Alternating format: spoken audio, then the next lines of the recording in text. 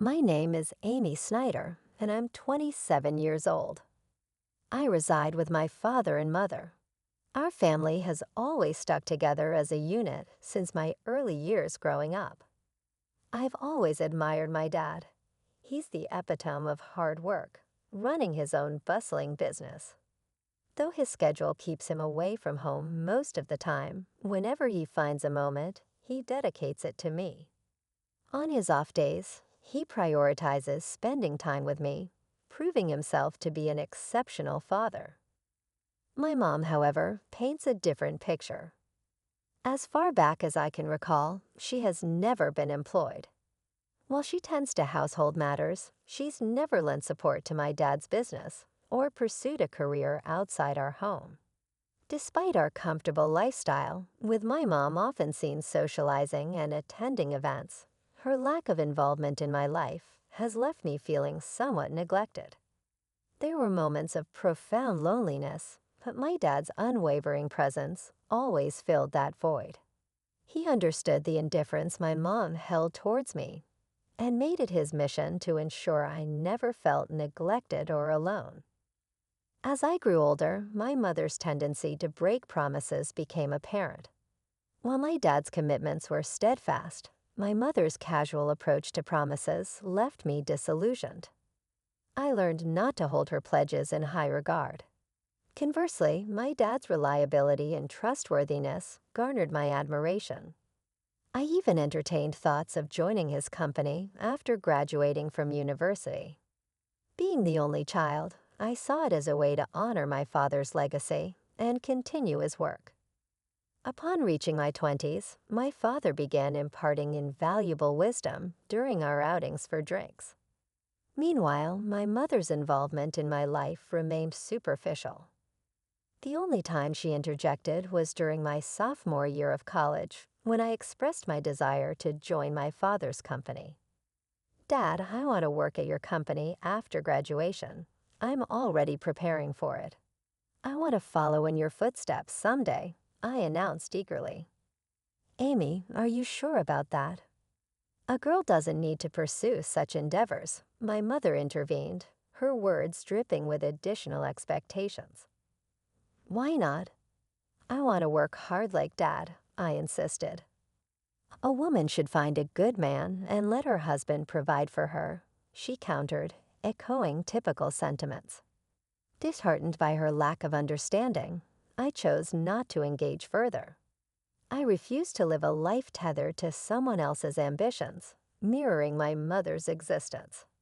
I had always aspired to become an independent woman, determined to navigate through my college years on my own terms. After that pivotal moment, I dedicated myself to diligent study, paving the path to join my father's company immediately after graduation. Though my mother remained unconvinced, it seemed she eventually resigned herself to my decision. "If you choose to live this way, so be it. But remember, you'll bear the consequences of not heeding your mother's advice," she remarked resignedly. "If you're willing to accept that, then do as you please." So I followed her directive by stepping into my father's company, inadvertently widening the chasm between my mother and me. Conversely, my bond with my father deepened as we spent more time together. Reflecting on it now, I realize my mother wasn't pleased with the turn of events. Upon joining my father's company, he invested considerable effort in my training, which unbeknownst to me was driven by his declining health. It took him nearly half a year to acquaint me with the intricacies of the job before he collapsed at our workplace and was swiftly whisked away to the hospital. "How's the company faring without your dad?" my mother inquired, her concern veiled by skepticism. "It's challenging, but everyone's rallying behind me. Dad entrusted me with everything I need," I replied confidently. "Well, as long as that's the case, just ensure you don't leave the company to ruin." As the second generation, she cautioned, her words tinged with apprehension. "You lack any genuine interest or affection for the company. You're merely preoccupied with others' perceptions." I retorted, disheartened by her lack of faith. During my father's illness, our disagreements were frequent.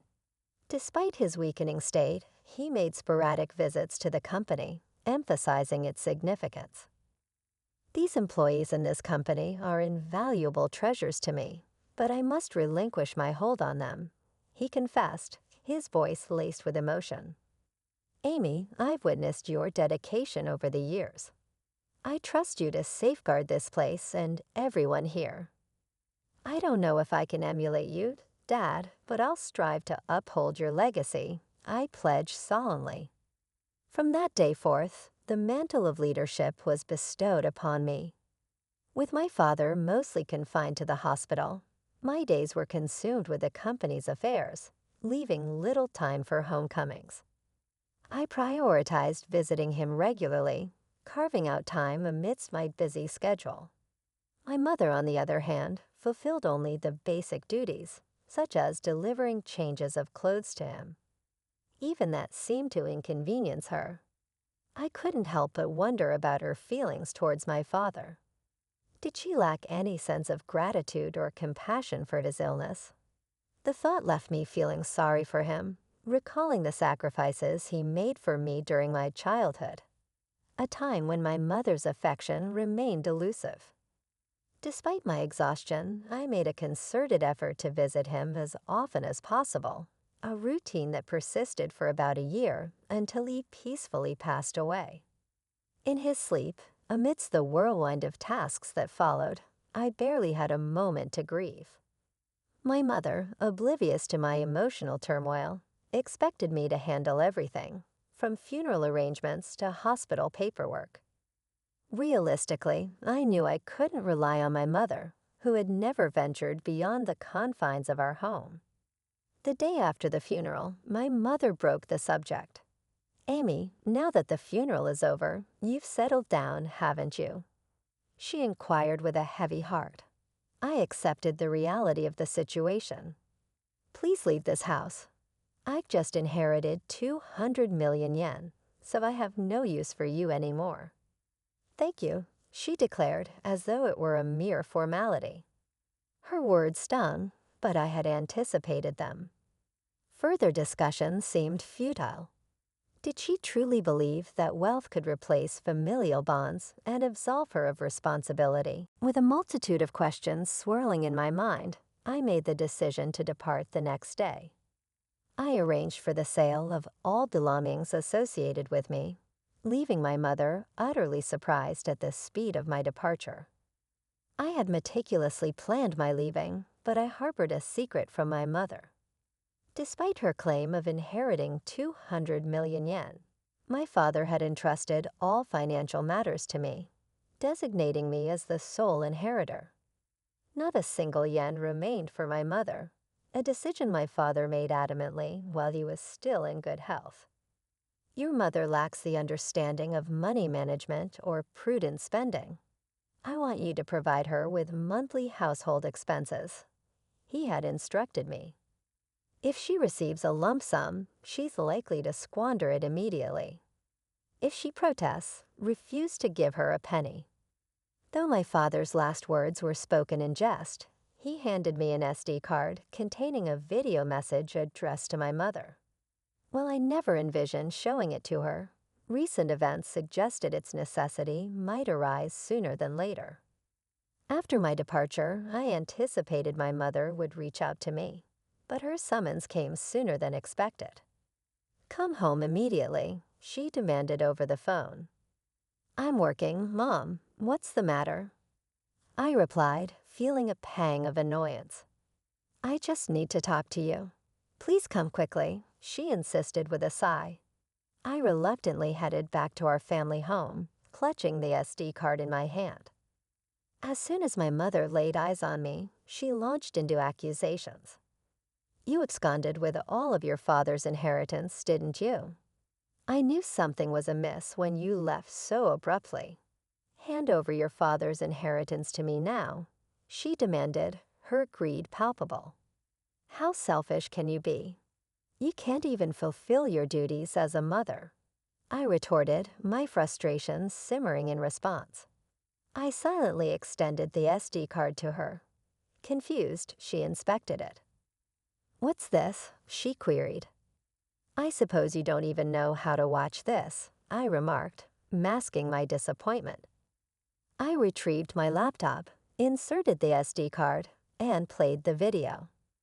On the screen, my father appeared as vibrant as I remembered him.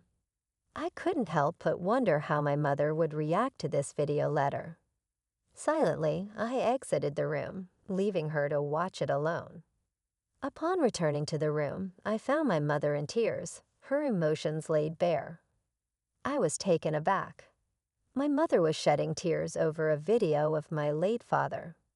I was intrigued by the contents of the video letter he had left for her, but hesitated to watch it myself. Consequently, I remained clueless about the cause of her tears. "Mom, are you okay?" I inquired, concerned, my voice lacing with worry. "Yes, I'll be fine for now." "I understand. I'll adhere to your father's wishes and entrust everything to you from now on. Please go home for today. Call me once you've had time to gather yourself," she replied, her tone subdued. Sensing her desire for privacy, I left promptly, pondering over how my father had managed to silence my mother. Questions swirled in my mind as I made my way home. Nearly a month passed without any communication from my mother, prompting concern to gnaw at me. During my lunch break, I decided to pay a visit to my parents' house to check on her. However, she wasn't home. That evening, I returned once more, relieved to find the lights on. "Sorry for dropping in unexpectedly. I came by this afternoon, but you weren't home, so I grew concerned," I explained upon seeing her. "I'm sorry. I was out for my part-time job during the day," my mother explained. "A part-time job?" I echoed incredulously. My understanding of my mother painted her as someone vehemently opposed to work. How had it come to this? "Didn't you watch that video?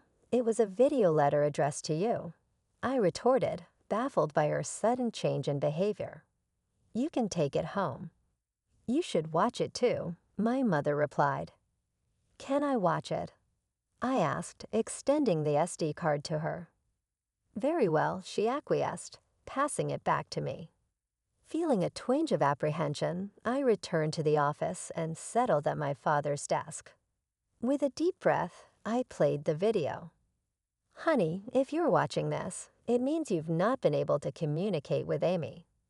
First of all, thank you so much for helping me raise Amy until now. Without you, I don't think I could have managed the company while bringing up Amy." My father's voice resonated through the room as his words continued. A sense of unease crept over me. Then he uttered something unexpected, something that shook me to my core. "You've taken care of Amy, even though she is not your child, and I have nothing but gratitude for you. You've stood by my side for so many years, but as a result, you've given up on your dreams and have reached your age without earning your own living. I'm not your child." I blurted out, the realization hitting me like a ton of bricks. But then it clicked. Despite the lack of overt affection, she had cared for me every day, doing the bare minimum for a child who wasn't her own. Who was this person? "I didn't register a marriage because you told me you felt bad for your sister, so I ended up supporting your living and didn't do anything else. I'm sorry, but once I'm gone, I worry about the rest of your life. There's no one to support you, and I'm taking your life away." My father's words echoed in my mind. I sat in disbelief as his words flowed with unexpected clarity. It was all news to me, his concerns, his regrets, his hopes for our future. Throughout the night, I grappled with the weight of his revelations before confronting my mother the following day. "Mom, I watched the video from Dad yesterday. You know it all now," I began, my voice changing with a mixture of confusion and realization. "I raised you because I was asked to." "That's all," she confessed, her tone heavy with the weight of untold truths. "What happened to my biological mother?" I pressed, seeking clarity amidst the swirling chaos of newfound information. You were the child of my sister and your father, she explained somberly. My sister died right after giving birth to you, and I promised your distressed father that I would help raise you. I would become your mother. With her revelation, everything fell into place, even the parts I had previously only imagined. I learned of my mother's sacrifice, how she had set aside her own dreams to fulfill her promise to my father. I recalled how my mother used to work in a diner, her vibrant spirit and dedication palpable. Her dream had been to own her own, yet when she chose to become my mother, she shelved that dream. However, inspired by my father's words and prompted by the memory of her deferred dream, my mother made a decision. She resolved to reclaim that dream, embarking on a journey to pursue it once more. Currently, she is undergoing training as a part-timer, determined to turn her dream of owning a diner into reality. I should have done this earlier. Working is fun and suits me, she said, her voice filled with newfound energy. I had no idea. So it's my fault you didn't work. I'm really sorry for not knowing anything, my mother admitted, her tone filled with regret. It's not your fault, Mom. I made the decision myself, but I'm not good with children, so I couldn't handle you well. I'm the one who caused you trouble, she continued, taking responsibility for her actions. As we conversed, I realized it was the first time we had such an open dialogue. At this stage in my life, I finally felt like I had come to understand my mother a bit better. Our conversations became more frequent, leading us to a decision to use the money left by my father to fund the opening of her shop once she started working. My mother became somewhat more humble. She hesitated when the topic of funds for the shop came up, behavior that would have been unimaginable not too long ago. While maintaining my regular job, I also assisted with the opening of her diner. This brought me into frequent contact with my mother, fostering a newfound relationship between us. Regarding living expenses, she insisted on managing them with her own income, refusing to accept help from my father's inheritance. Promise that you'll tell me if you're struggling. After all, Dad trusted me to take care of you, I urged her. I'll be fine living on my own. It doesn't cost that much. But in terms of my diner's expenses, she trailed off, her determination evident. I'll be relying on you, of course. I'm looking forward to it too, so do your best, my mother encouraged, her eyes filled with hope and anticipation. After many years, we finally became a real family, and now we are living harmoniously. She isn't my birth mother, and perhaps it was just the right time for me to learn this truth. Your diner is finally going to open tomorrow. Your dream is coming true, I remarked, filled with pride as I witnessed her dedication. Seeing you work so hard at that company reminded me of my own dreams when I was younger. I believe that's why I've made it this far. It's all thanks to you and your father. Thank you so much, Mom, I expressed my gratitude, feeling a deep sense of appreciation. Promise me you'll always be my mom, Amy, she implored, her voice filled with sincerity. From now on, let's get along even better than before.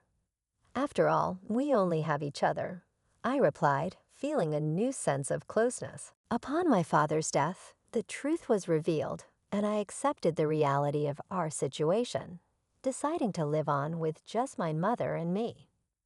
I contemplated moving back to my hometown and living together with her again.